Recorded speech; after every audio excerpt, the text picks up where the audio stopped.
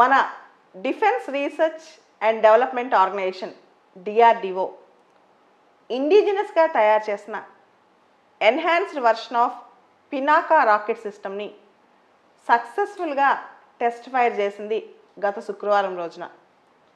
మనందరికీ తెలుసు, defence research and development organisation స్వదేశీయంగా భారతదేశంలో అనేక డిఫెన్స్ ఎక్విప్మెంట్ను తయారు చేస్తూ ఉంటుందని.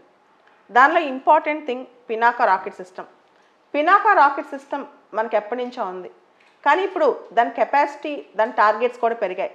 ఈ enhanced range version 122 mm calibre rocket system. ఇప్పుడు పినాకా రాకెట్ సిస్టమ్ ఇప్పుడు 122 mm క్యాలిబర్ రాకెట్ సిస్టమ్ అన్నమాట. దీన్ని మల్టీ బ్యారెల్ రాకెట్ సిస్టమ్ నుంచి లాంచ్ చేశారు.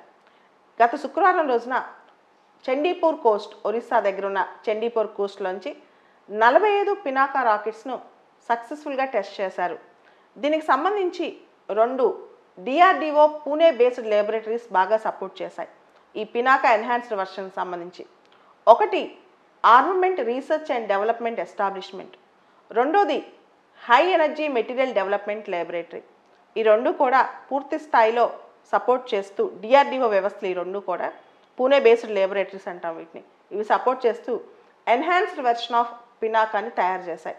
అయితే ఇప్పుడు పినాకా 45 కిలోమీటర్ల వరకు టార్గెట్స్ని రీచ్ అవ్వగలదు. పినాకా రాకెట్స్ మనందరూ తెలిసి ఈ మధ్య డిఫెన్స్ సంబంధించి మనం ఆత్మనిర్భర్ డిఫెన్స్ అని కూడా స్టార్ట్ చేసుకున్నాం. పినాకా కూడా ఇప్పుడు ఎన్హాన్స్డ్ వర్షన్ కూడా ఆత్మనిర్భర్ కిందకే వస్తుంది.